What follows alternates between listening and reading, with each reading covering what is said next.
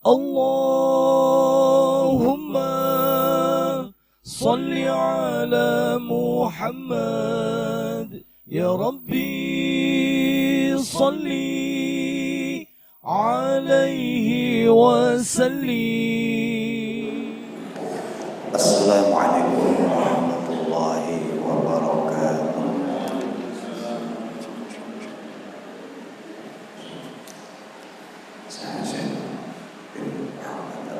Al-Fatihah. A'udzubillahi minasyaitonir rajim. Bismillahirrahmanirrahim. Alhamdulillahirabbil alamin arrahmanir rahim. Iyyaka na'budu wa iyyaka nasta'in. Shiratal ladzina an'amta 'alaihim ghairil maghdubi 'alaihim waladdallin. Bismillahirrahmanirrahim. Wa fil lailati sa'ati wal masyina. Lan ing dalem wengi kaping 26 yarfamu ngangkat sapa Allah Gusti Allah lalu maring wong kang salat tarawih dipun angkat dening Gusti Allah tawa pada al-ba'ina ing ganjarane wong kang tawabahu ing ganjarane wong kang salat tarawih arba'ina ing 40 apane aman taune niku peparing saking Gusti Allah tiyang ingkang kersa nindakaken salat tarawih dalu punika dalu kaping 26 dipun paringi dening Gusti Allah kautaman ganjaran zaman 40 tahun. Mugi-mugi kita dipun tampi amal ibadahipun. Amin ya rabbal alamin. Bismillahirrahmanirrahim. Pungkasan terakhir, kajian terakhir terkait dengan masalah bagaimana kita menyikapi sebagai orang muslim, menyikapi kondisi yang penuh dengan ujian berupa penyebaran virus corona. Sebagai seorang muslim, kita harus bijak dalam menyikapi, baik itu menyikapi dalam hal segi kesehatan, menjaga kesehatan, juga menyikapi terkait dengan aturan-aturan yang diberlakukan. Tidak diperbolehkan sebagai seorang muslim itu kemudian semuanya sendiri dalam bersikap. Semuanya harus didasari dengan ilmu, tidak semuanya sendiri. Wa kullu man bi ilmihi lam yaqbalan mu'adzabun min qabli 'abadil wasan. Siapa saja yang telah memiliki ilmu tidak diamalkan maka akan disiksa sebelum Allah menyiksa orang-orang yang menyembah berhala. Tapi wa kullu man setiap orang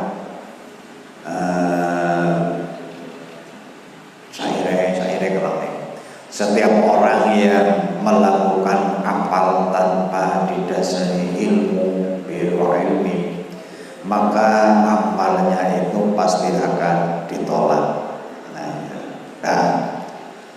Kata Bahu Zain bin Muhammad Al-Idrusi, ditulis oleh pengarang kitab ini, beliau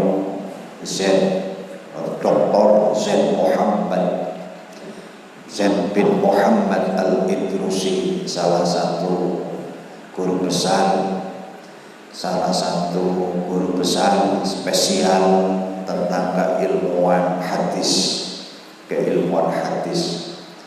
Beliau termasuk salah satu pengajar di perguruan tinggi Hadramaut dan juga termasuk khatib Jami'an Urdah di Majelis Roto di tanah Magelang. Ditulis pada tanggal 22 Maret 2020,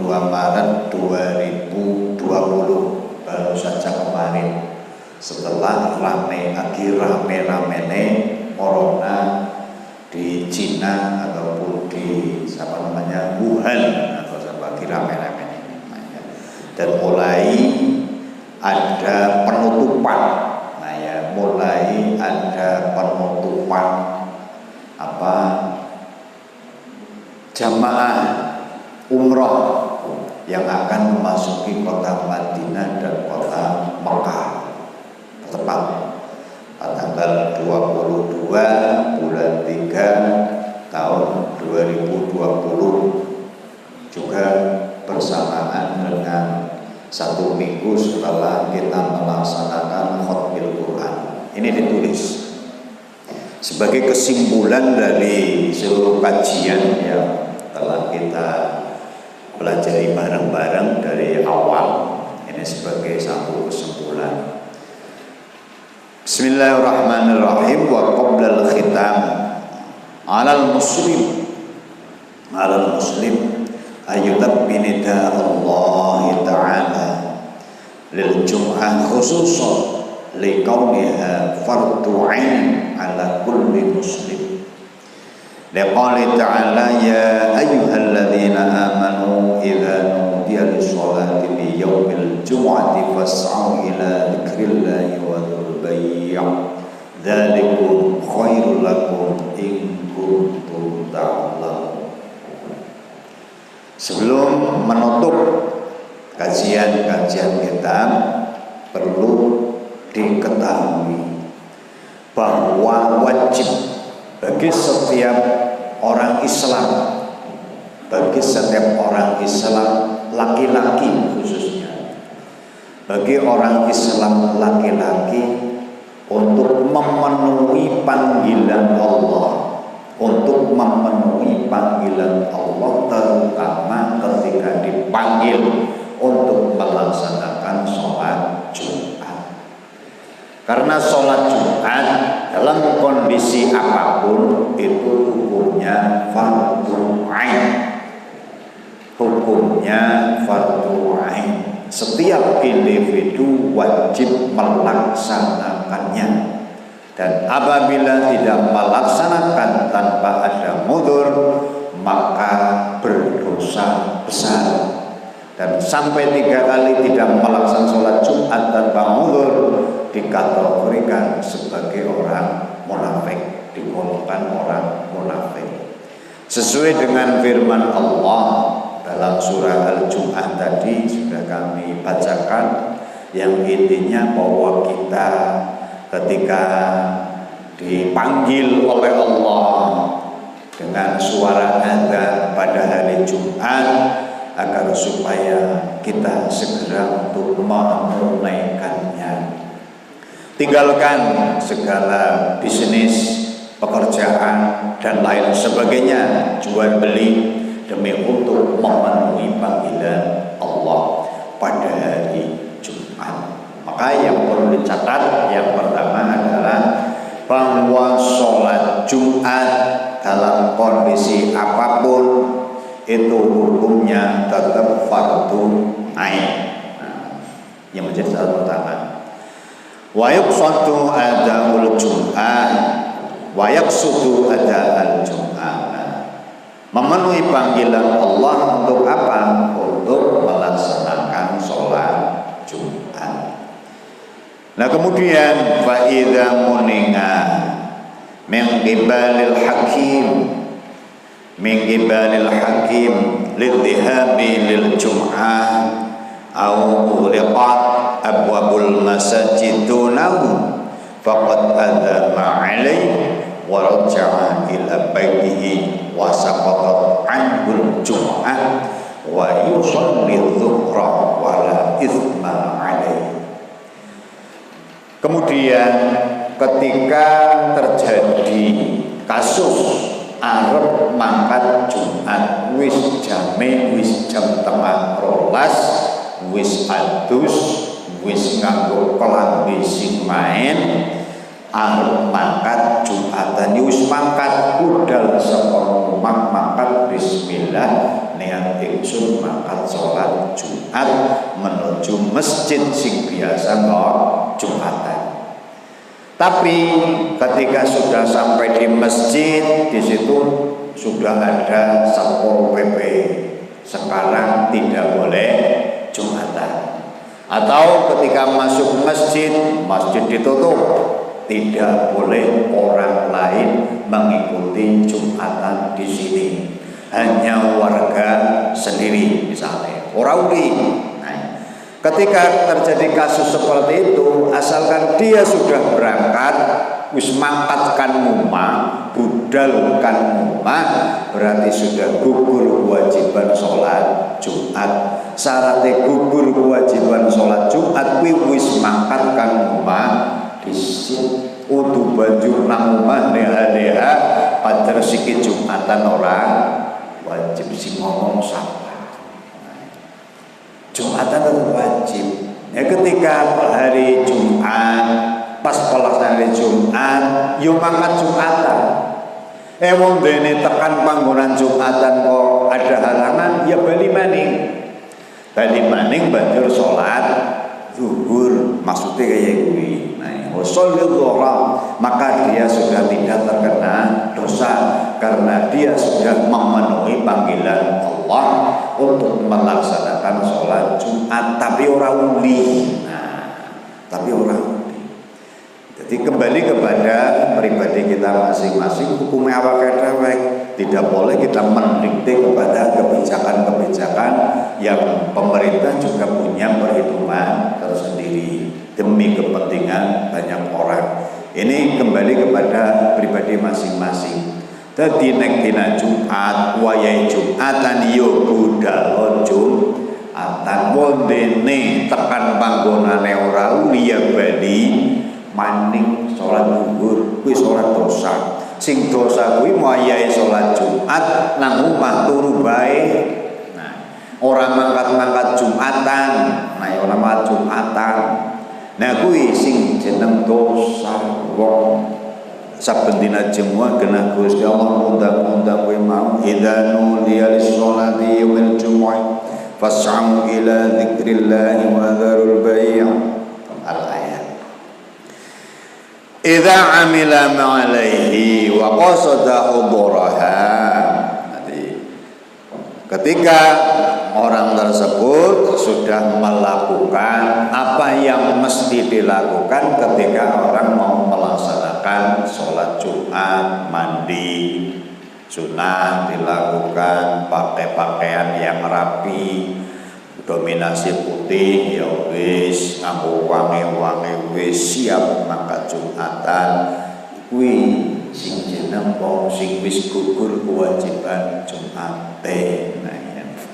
Wong kadung kulina, kadung kulina ketika masa-masa aman boleh mangkat Jumatan kuwi nek wis khotibe nang mimbar boleh mangkat telan tekan kana boleh mangkat nang masjid khotibe wis rampung Jumat wis rampung boleh khotbah boleh mapan bunang di separan-paran ya digawat tekan siki.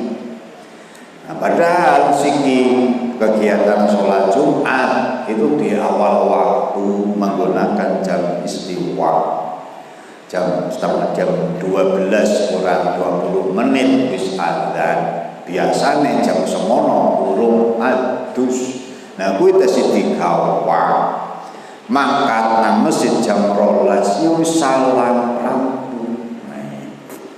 Maka ketika hari Jumat yo sing pada gasing oleh makan Jumatan.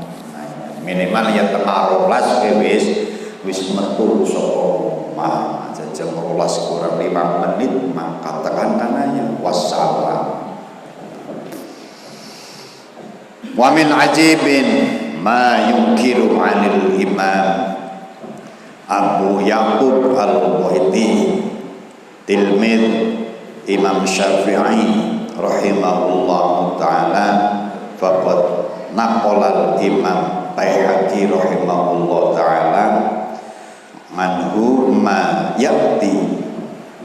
Jadi ketika ada orang yang mengingkari terhadap apa yang dilakukan ulama-ulama dulu, ulama-ulama yang hebat-hebat, itu merupakan satu yang menjadi pertanyaan besar. Ajib, heran, kok ada orang sekarang mengatakan bahwa Jumatan itu tidak wajib.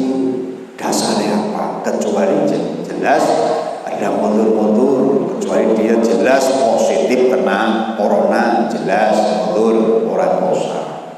Kena corona orang, meriang ya orang, udan gede ya orang. Tidak ada alasan sama sekali secara individu dia tidak boleh meninggalkan sholat Jumat. Aneh ketika ada orang mengingkari seperti itu. Maka ketika di Jumat ya wajib, sebagaimana yang dikisahkan oleh salah satu murid Imam Syafi'i yang namanya Abu Yaqub Al-Buaiti. Beliau menceritakan salah satu kisah. Beliau menceritakan kisah yang pernah dialaminya, mengalami dewek. Itu seorang ulama besar, Abu Yaqub Al-Buaiti. Beliau wafat pada tahun 488 Hijriah. Kisahnya bahwa beliau pernah di penjara, pernah penjara karena IMF fi sijni idza sami'al mu'adzin qama wa la bisa siapa di penjara.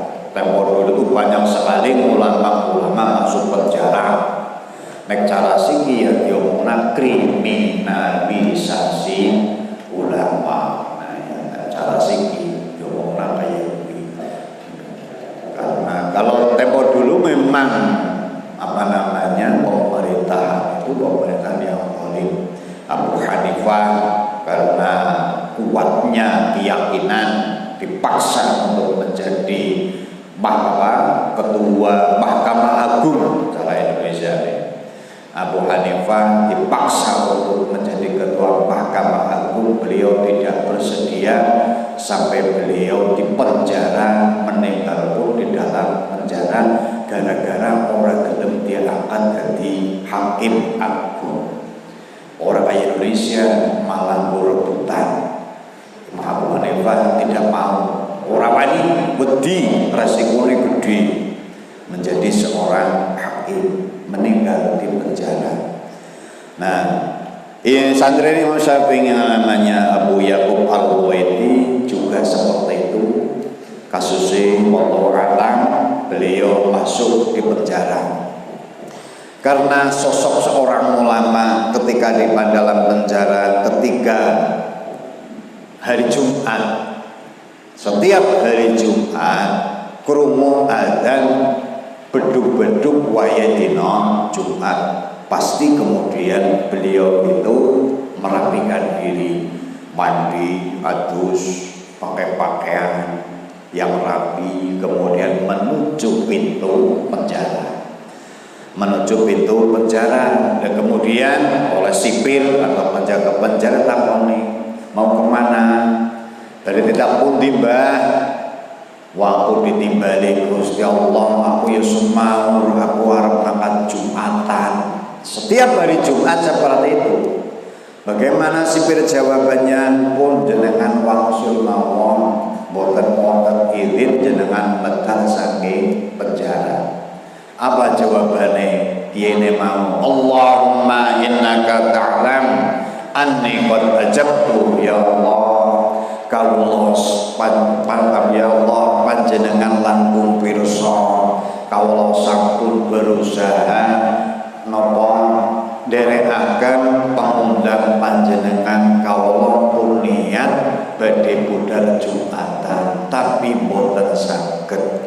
Niku ingkang dipun lampahi dening ulama ageng Allah sematen. Walaupun dia tahu pasti saya tidak boleh keluar, tapi hari itu hari Jumat Allah memanggil saya harus saya harus memenuhi panggilan Allah, mulane berusaha nolak sing apik suatu wis kudu mangkat. Wonten nanti di jalan ada halangan, itu urusan lain. Sing penting wis ana niatan, orang niat aktif tok.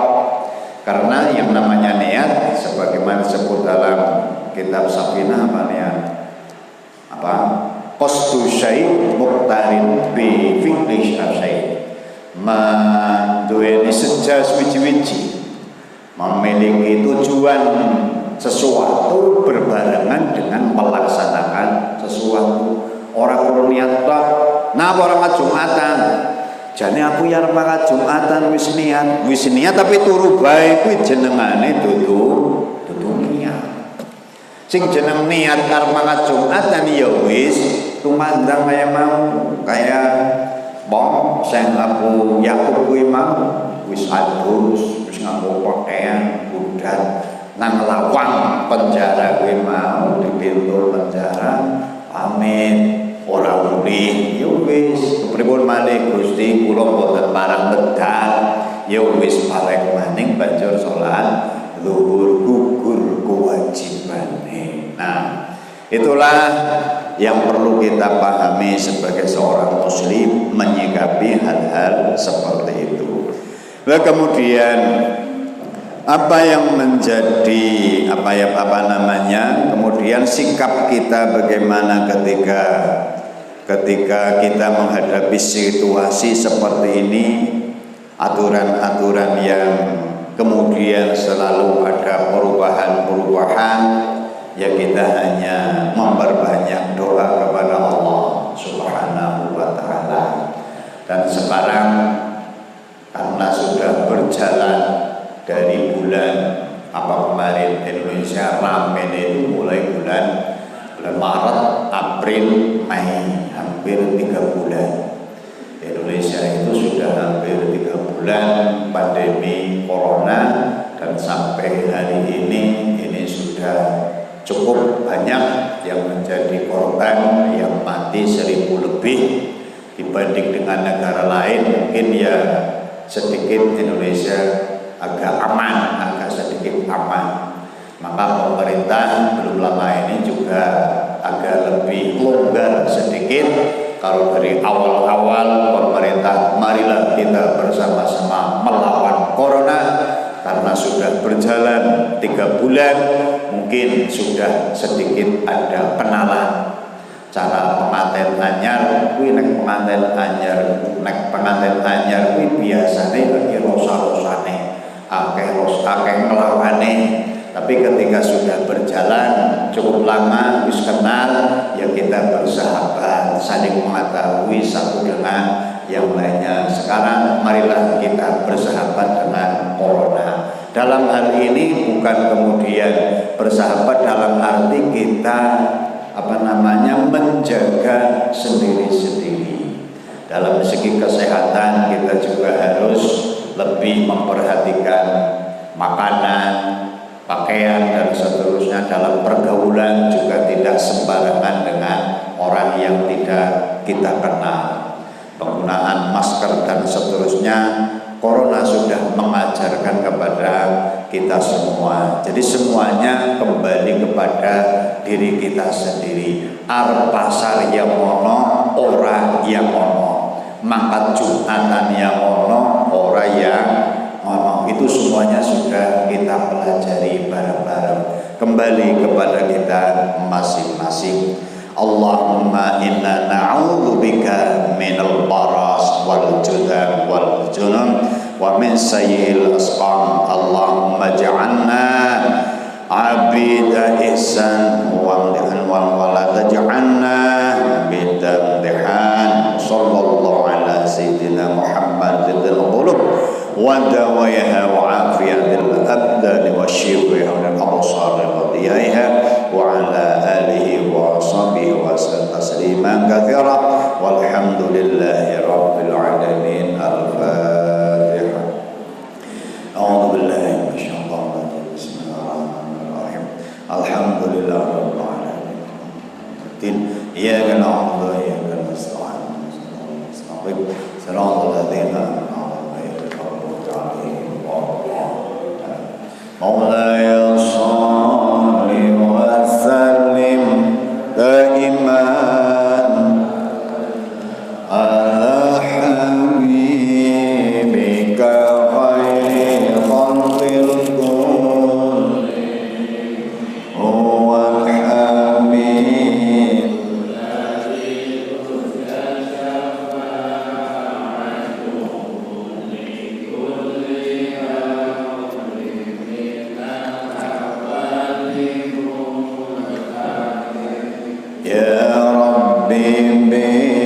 بالمصطفى بلغ مقام واغفر لنا ما مضى يا واسع الكرم صلى الله على النور المبين أحمد سيد المرسلين